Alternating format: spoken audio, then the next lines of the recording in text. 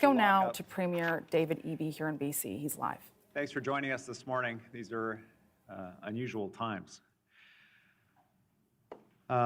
This morning, the people of Ukraine woke up to news that their military backer, the United States, was ending assistance to them, or pausing it at least. Threatening to hand that country over to a dictator whose brutality and whose war of aggression and invasion apparently is being rewarded by the United States. This is a massive shift in global politics, and it is deeply disturbing to everyone who values freedom, democracy, sovereignty, and the global order that has ensured prosperity for so many people around the globe for generations. It does put into perspective the news that many Canadians woke up to this morning, that our closest friend and ally and trading partner, with whom we have worked for generations to intertwine our economies, to raise the standard of living, to support families on both sides of the border, families that move across the border in terms of relationship, in terms of love, in terms of businesses, that order that we depend on is also directly under threat and frankly has been betrayed. When the president raised the issue of tariffs, he said on the border, and Canada and all of the provinces work together to respond to the president's demands in good faith, that was really what this was about. I would say that without doubt, the president's demands were met, and yet it did not matter. It didn't work, because obviously that's not what this was about. It's about something else. As the president has repeated many times, he wants to make Canada the 51st state, and Canada will never be the 51st state. We didn't ask for this fight that the president has brought to Canada and to British Columbia, but I'll tell you this, we're not going to shrink from it. If the president wants to hurt Canadians, if he wants to hurt British Columbians, then we have no choice but to respond in kind to the United States. Our response is pretty straightforward. It's a message to Americans about what this is going to cost them, everything from the cost of pasta to the cost of a home or a car or to turn on the lights or to fill up a tank of gas is going to go up in a way that is noticeable and significant for American families. For Americans who work in manufacturing, the factories that you work in, the inputs that you use to make the things that are sold around the world have just become significantly less competitive. Your jobs will be taken by people living in countries other than the United States who have access to the raw materials that Canada provides without tariffs. Our response is also to use the market power that we have as British Columbians to send a message. We're not as big and a powerful market as the United States, but there are many American jobs that depend on the purchases made by British Columbians and by Canadians. Effective immediately, our liquor stores will be pulling all red state liquor products off of the shelf. This is a deliberate decision to target red state liquor products. A bit of a message in it. We understand who's attacking us. We understand where this is coming from. And we want to send a message particularly to those governors, to those congresspeople, when they hear from their constituents about this, that they have a chance to stand up to the president and to point out that jobs in their communities are dependent on a good relationship with Canada. For procurement for everything that the government buys, whether it's Crown corporations, health authorities, core government, will be buying Canadian first and will be prioritizing BC products. This is something that we can't do ordinarily because of trade agreements with the United States. We have to treat their products like ours when we're purchasing as a government. Otherwise, it's a trade violation. Well, obviously, all bets are off. And finally, we're going to make sure that there is support in place for BC businesses that enables them to pivot to global and domestic markets here in Canada in response to this threat, as well as for individuals who are affected in industries in the province. The federal government has committed that the revenues from tariffs that they announced this morning will be redistributed to businesses and individuals to provide that support. We'll make sure that that happens, and as a province, we'll fill in the blanks. Wherever there's an area of concern that we have that isn't being addressed by the federal government, we'll make sure that we're there. We know, though, that the best way to respond to the threat, now to the tariffs that are being imposed on us by the president, is to grow our economy, to find ways to accelerate growth even in the face of these tariffs. That's why we're accelerating major projects across the province to ensure that across the province, especially in more rural and remote areas of the province that are going to be more affected by these tariffs, that there are good jobs to support those communities and support families. We're going to do it in partnership with Indigenous people. We're going to do it consistent with our environmental commitments, but we're going to do it a heck of a lot faster. We're working in close partnership with business leaders, with labor leaders, with Indigenous leaders at multiple tables. We have a tariff table for the entire province.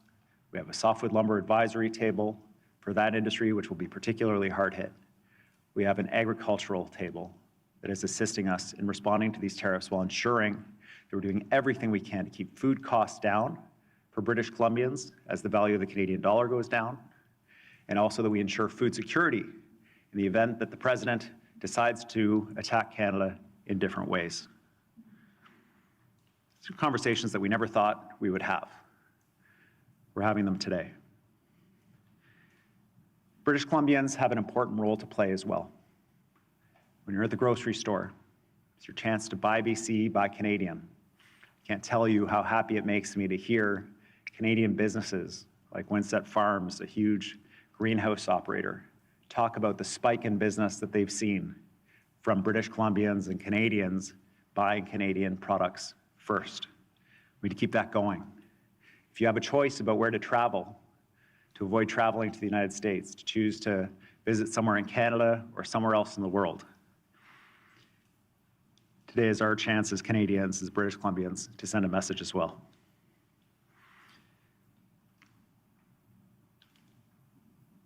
Now we're in a strange moment where what worked in the past, committing to address areas of shared concern with our partner, the United States, is met with threats to our sovereignty. And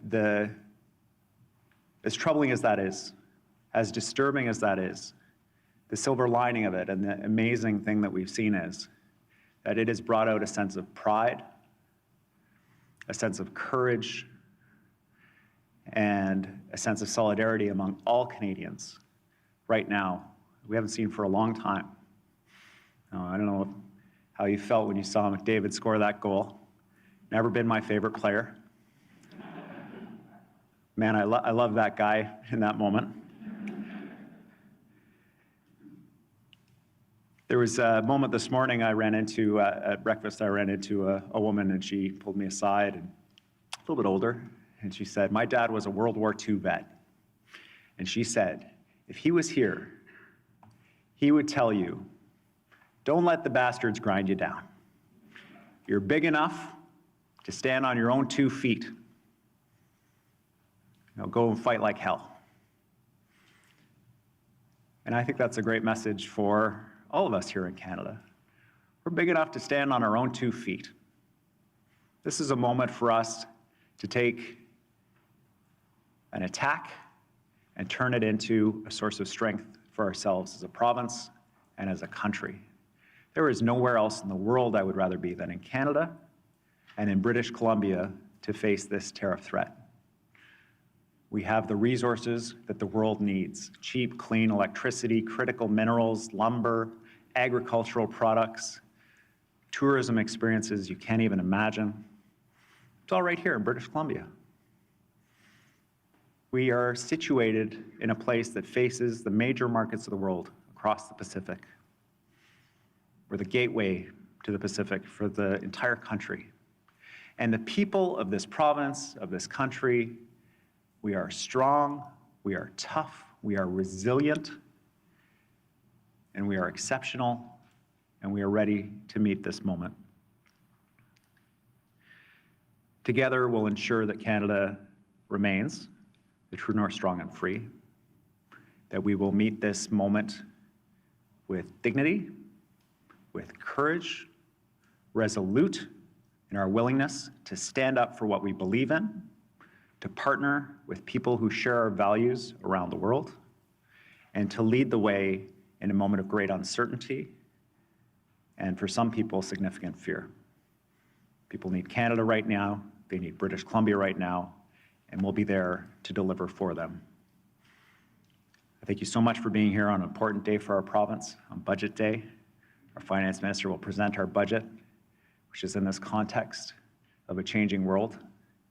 And every one of you in this room and everybody watching at home is a key part of our success going forward. We're going to pull together, we're going to fight, and we're going to win. Thank you very much.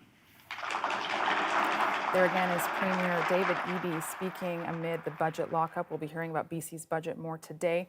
And he spoke about his response to Trump's tariffs that are being imposed today. So as we've heard, it's clear BC is retaliating today. There was concern in Eby's voice, but also optimism in a way.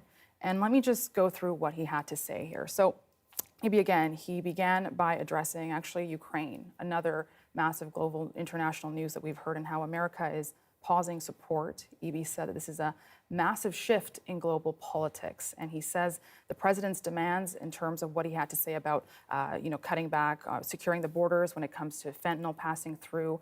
He said those demands were met, but he says they didn't matter.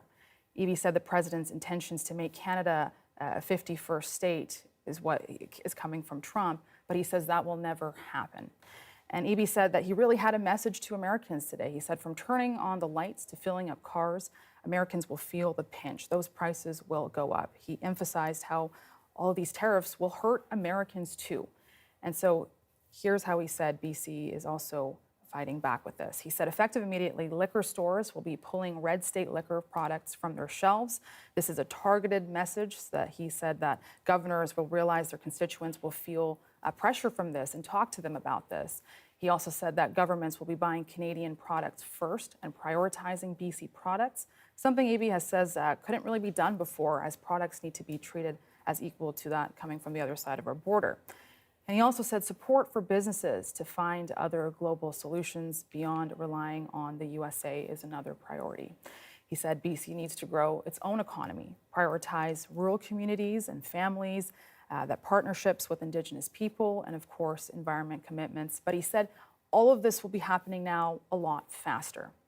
He, of course, is encouraging British Columbians to buy Canadian and buy local products. He said it's a great feeling when businesses come back to him and say that they're seeing a big spike in business.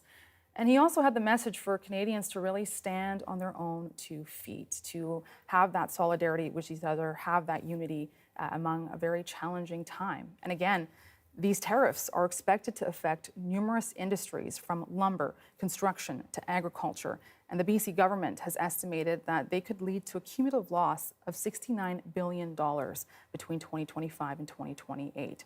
It also said that it could result in 124,000 job losses by 2028. I want to go a bit deeper into this. A recent report from the Canadian Chamber of Commerce looked into the most vulnerable metropolitan areas. Among those top BC cities, in Canada as well, is Abbotsford and Mission. They ranked 15th in Canada. Well, joining us now is Miriam Bozeman. She is the Executive Director of the Mission Chamber of Commerce. Miriam, thank you so much for joining us. Again, tell us what's going on through your mind this morning. It's overwhelming.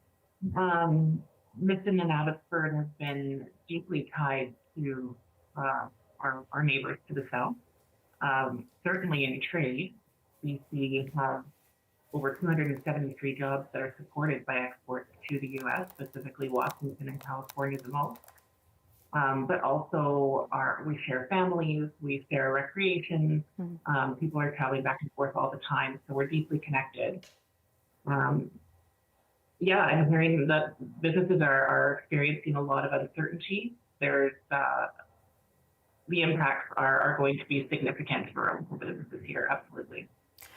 Miriam, what is it about Mission that makes it so vulnerable to tariffs? I think it'll be our forestry and manufacturing industries that are impacted the most. There's an amount of manufacturing here, and our forestry industry is. And what are your key concerns going forward here?